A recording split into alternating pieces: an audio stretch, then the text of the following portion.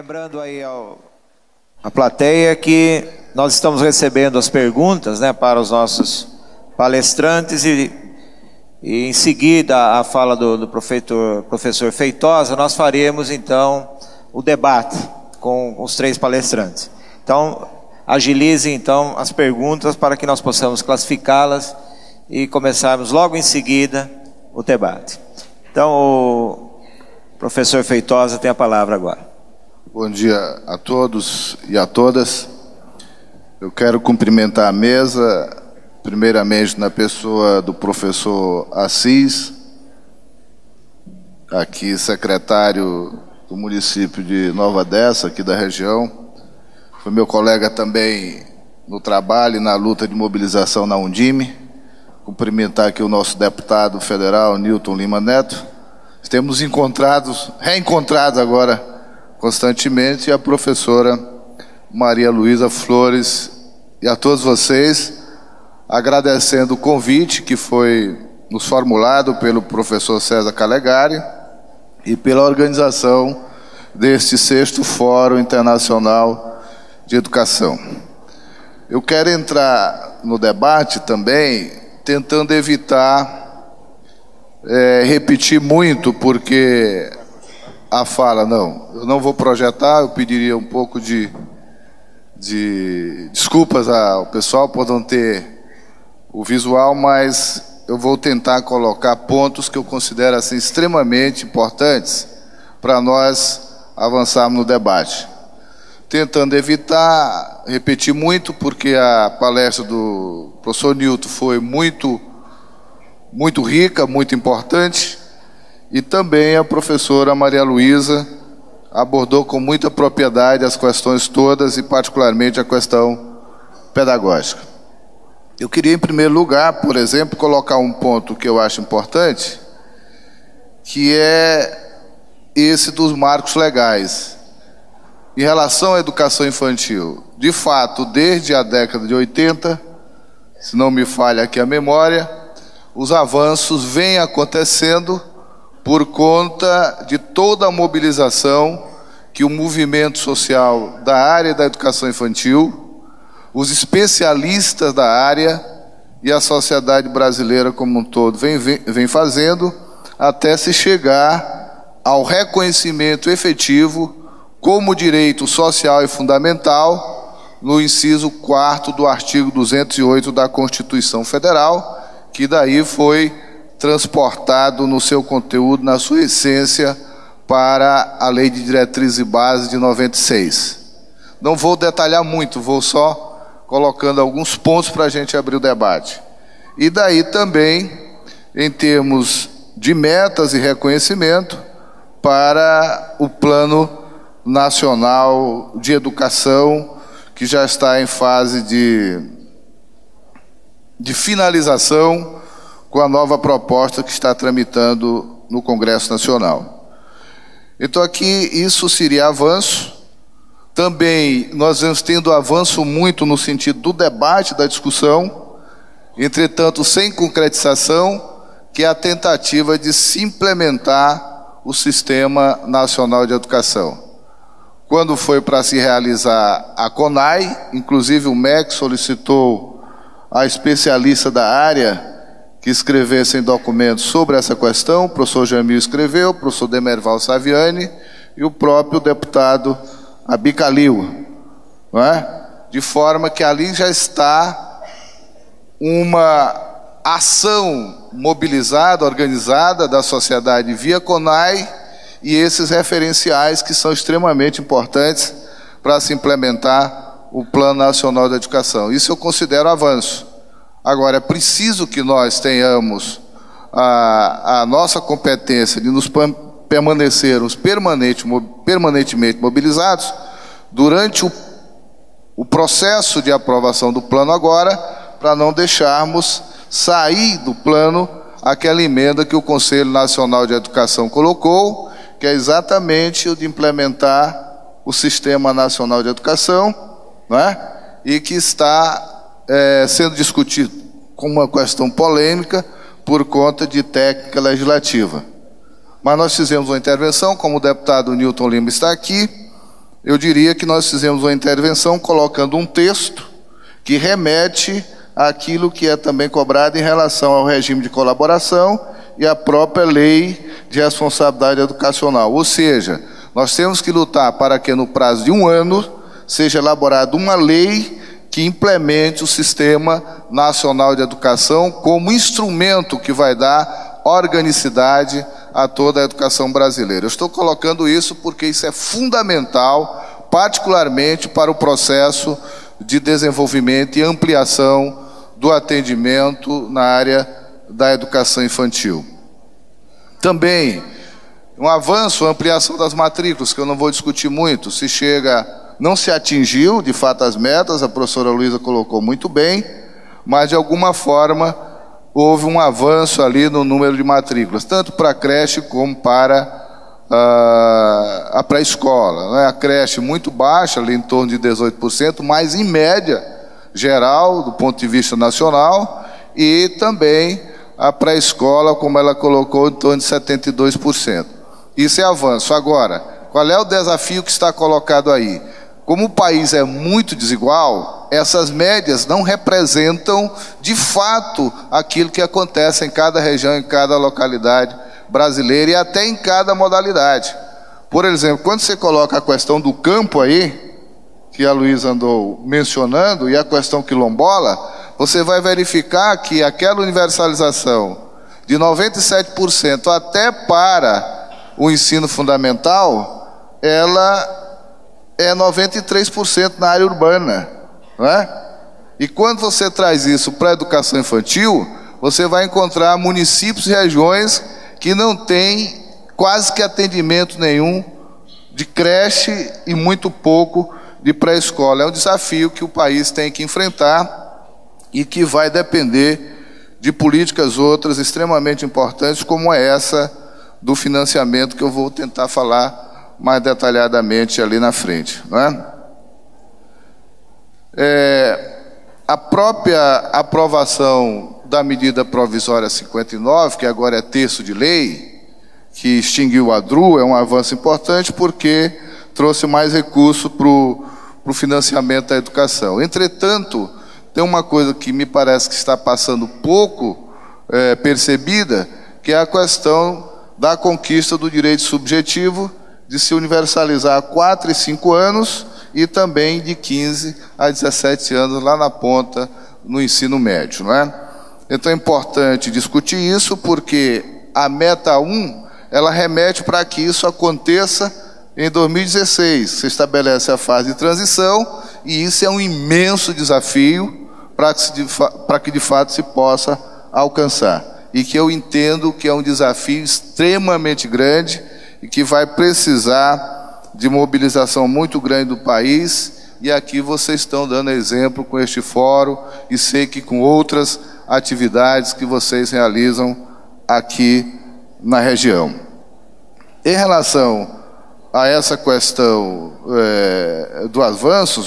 dos avanços, em relação ao atendimento da educação infantil em creche e em pré-escola, nós poderíamos colocar aqui mais alguma coisa.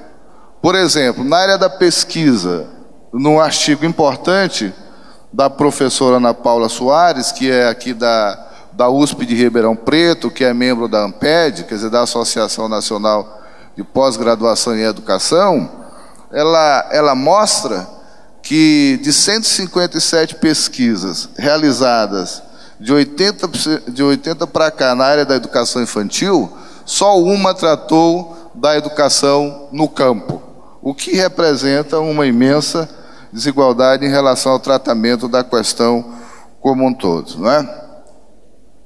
Bom, e para passar assim, clarificando um pouco mais a questão do desafio, nós colocaríamos ainda uns avanços importantes na área institucional, como é o caso da criação das coordenarias de educação infantil no MEC, que acaba ali conduzindo um processo de forma mais democrática nessa transição. Bom, então colocada esta primeira fala nossa como questões de avanços, nós poderíamos dizer que os desafios são imensos. Por exemplo, vamos pensar na implementação da Lei de Responsabilidade Educacional. Existe um debate muito grande que está sendo travado a nível do Fórum Nacional de Educação e a possibilidade desse debate ser travado no Congresso. Há quem diga que a lei tem que focar em determinados pontos específicos, porque já existe uma estrutura jurídica que daria conta de fazer o controle social, e o controle tanto externo como interno, mas há também aquela posição que acha que tem que ser mais ampla, inclusive chegando à possibilidade de punição realmente exemplar para aqueles que fazem desvio dos recursos da área da educação. Então essa questão, ela é importante, nós temos que nos debruçar sobre ela. E um espaço como esse que vocês têm aqui é extremamente para que se comece a aprofundar o debate sobre essa lei de responsabilidade educacional que é importante para o nosso país. Principalmente para uma série de municípios.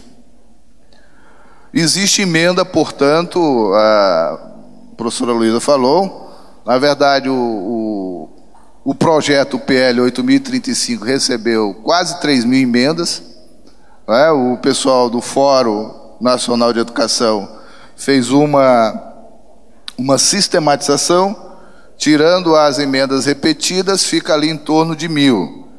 E essa da Lei de Responsabilidade Educacional é importante, tem que ser mantida como emenda, portanto nós temos que debater, é um desafio.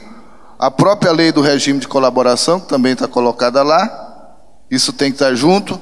Então eu entendo que se nós resolvermos esses 3 desafios de caráter macro, a implementação da lei de responsabilidade educacional, a implementação da lei do regime de colaboração e a implementação do sistema educacional de educação, nós podemos dar uma organicidade muito maior e mais adequada com as demandas da sociedade brasileira, para a educação de um modo geral, mas especificamente para a educação infantil. Nós temos outro desafio, esse é nosso, aqueles que militam na área da educação, aqueles que são educadores, mais diretamente na base, que é também a implantação dos fóruns estaduais e municipais de educação. O Fórum Nacional foi implantado a partir de decreto, não é? Foi decreto, né, do presidente, da presidência, mas os fóruns estaduais precisam ser implantados nos seus estados e os fóruns municipais, para que haja uma articulação, não é, de implementação dessas políticas na área da educação infantil. Muito bem. E a questão do financiamento da educação. Surgiram várias emendas. Eu só queria destacar aqui uma coisa para vocês. Nenhuma delas, partindo de qualquer instituição da área da educação, foi menor do que 10%. Tem algumas variações, mas todas elas tiveram a consciência de que os cálculos realmente adequados para que se possa financiar uma educação brasileira de qualidade social tem que estar comprometido com um gasto de 10% do PIB. Eu quero até aqui me congratular com o deputado Nilton, que está, de fato, assumindo essa posição de defender isso no Congresso Nacional. Por que se coloca a questão dessa forma? Porque quando se vai discutir a questão do financiamento, que é a meta 20, como ele falou, se diz que o Brasil está gastando mais de 6%, quase 7% do PIB. Então eu abri o computador aqui, tem um artigo aqui de Nércio Menezes Filhos, Diana Fequete Nunes, do Centro de Políticas Públicas, que se chama INSPER, que mostra que os gastos da educação brasileira, por exemplo, gasto do setor público, nada mais do que 5,1% no ano de 2007. Aquele recurso que é gasto pelo setor público, aí colocando a União, os estados e os municípios. E o setor privado, que aparece nos resultados das avaliações com rendimento melhor quase sempre do que o da rede pública, pasme, é 1,3% só. 1,3%. Fica fora aí, evidentemente, que a gente tem como caixa preta, que é os nossos recursos que passam pelo sistema S. Então, eu estou trazendo esses dados para mostrar a necessidade de nós nos fazermos permanentemente mobilizados para defendermos a emenda de 10% que se encontra lá. Eu queria também colocar aqui, como desafio muito grande, que a professora Luísa tocou, mas eu acho que nós temos que dar ênfase a isso, que é a formação continuada de professores, de docentes, eu diria dos profissionais da educação para a educação infantil, tanto para a creche de 0 a 3, como 4 e 5 anos na pré-escola. Eu acho que esse investimento ele tem que ser forte, porque, do contrário, não se vai vencer os desafios que estão colocados aí.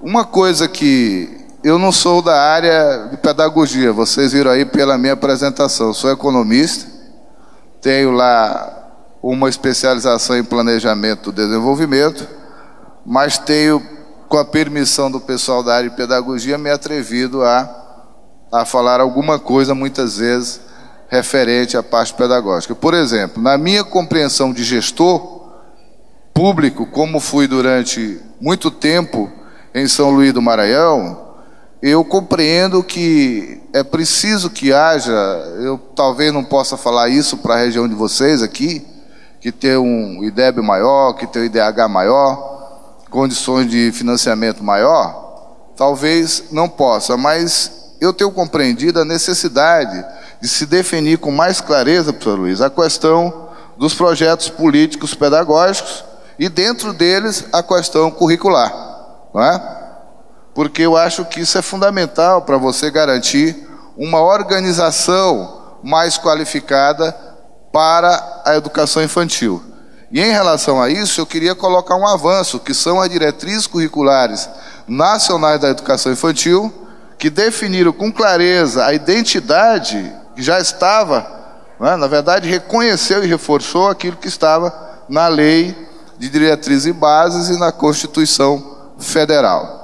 A identidade está dada, é a primeira etapa da educação, mas não só.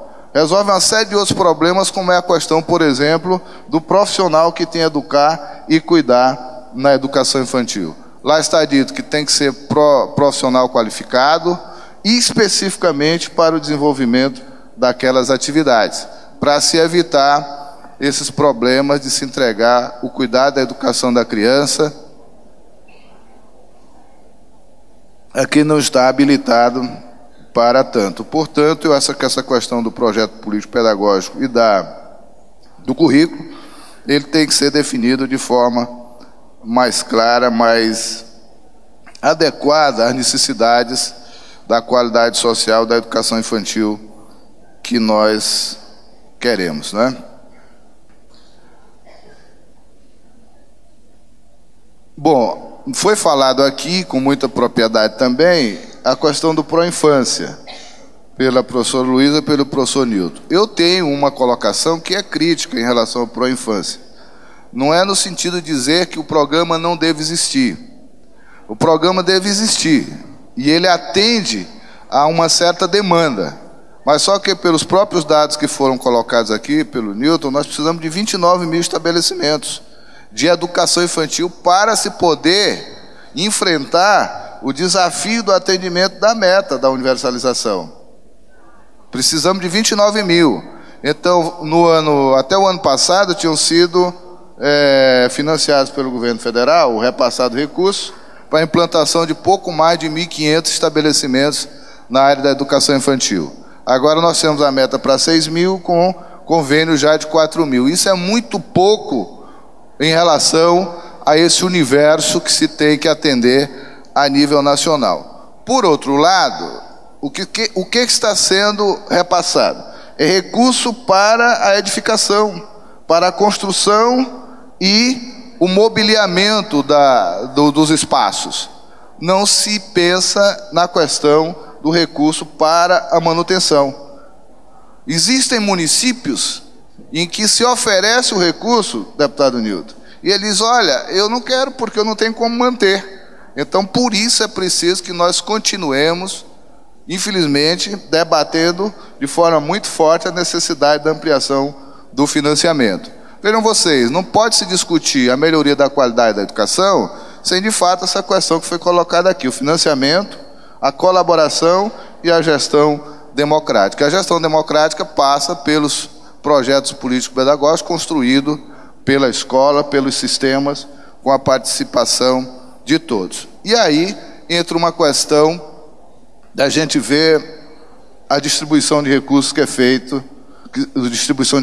feita, a nível nacional pela União, ou pelo Sistema Nacional de Arrecadação de Receitas, que é receita fiscal, é valor tirado de cada um de nós, apropriado de cada um de nós para o financiamento dos serviços públicos. Então, os meus dados aqui um pouquinho diferente do seu, professora Luísa, porque 60% dos recursos da receita fiscal, eles são concentrados pela União, 26% pelos estados e só 14% pelos municípios. Mas a demanda social transferida, desde a Constituição de 88 até aqui, para os municípios, ela tem sido imensa. Então se carece, mais uma vez, por essa razão e por todas que foram colocadas aqui, a necessidade de fazer uma reforma tributária neste país. E eu acho que o primeiro passo é verificar como é que se pode mexer, deputado Nilton, exatamente agora nesse instante, nessa distribuição desigual que é feita pela União. Nos países envolvidos, a União se apropria de 20% da receita fiscal nacional. E os estados e os municípios se apropriam exatamente de 40% e 40% e acabam financiando educação de qualidade, como é aquela da Holanda que o senhor colocou aqui. Então, os desafios são muito grandes, mas nós temos que também, como educadores e militantes, estarmos bem presentes nesse debate nacional. Ora, os ambientes de creche para a escola, a professora Luísa mostrou um ambiente agradável aqui, bonitinho, mas quando, não sei também na região de vocês, mas quando você vai fazer uma visita mais ampla nesse país afora, você verifica que não é bem assim. Por exemplo, no dia 5 de agosto, eu estive em Itapecuru, Mirim, no estado do Maranhão. Fomos fazer uma audiência pública para se inscrever, se elaborar a diretriz curricular nacionais escolar da educação quilombola. Ora, existiam lá 44 comunidades quilombolas certificadas e somente uma escola para atender aos quilombolas da área. E qual é a reclamação geral? O processo de nucleação, que muitas vezes afasta as crianças dos seus locais de moradia para poder ir ter o cuidado e a educação em locais extremamente distantes. Isso é preciso ser discutido também com muita profundidade, que é um desafio muito grande para todos nós. Isso vale para a educação do campo de um modo geral. Existem localidades nesse país afora que, por exemplo, não chega o Luz para Todos porque não tem acessibilidade. E acessibilidade significa dizer, ter uma mínima estrada vicinal que permita o caminhão chegar com os postes para implantar energia para fazer funcionar uma escola de educação infantil ou uma escola de ensino fundamental. E isso é uma regra geral, ou seja, problemas que são básicos e direitos básicos da população que ainda não foram atendidos, muitas vezes consomem toda a energia que se tem no debate necessário de se qualificar a educação, não é? Tem tempo ainda? Bom, então vou encaminhar para encerrar minha fala, dizendo a vocês também que há uma preocupação muito grande nossa, colocada aqui como desafio, que é a questão da valorização do profissional da educação. Houve um avanço no sentido de se ir construindo os planos de carreira e tudo mais, mas houve num determinado momento uma demanda, inclusive judicial, dos próprios governadores, que não aceitaram a implantação do piso salarial de R$ 1.185 para 40 horas, o que é assim uma coisa até incompreensível da parte de quem vive num país que se diz a 7ª economia do mundo, com o PIB de ano passado de quase 4 trilhões de reais, quando se nega um salário de R$ 1.185 aos professores. Bom, foi ao Supremo, imagine isso, foi ao Supremo Federal, e o Supremo acabou, reafirmando a constitucionalidade da lei do piso. Mas agora já há um movimento para fazer um retrocesso em relação a isso. Querem negar efetivamente, em determinadas regiões do país, a prática legal que vários planos de carreira já estão com a sua regulamentação feita, de forma que também isso deve nos mobilizar para que a valorização do profissional da educação seja garantida.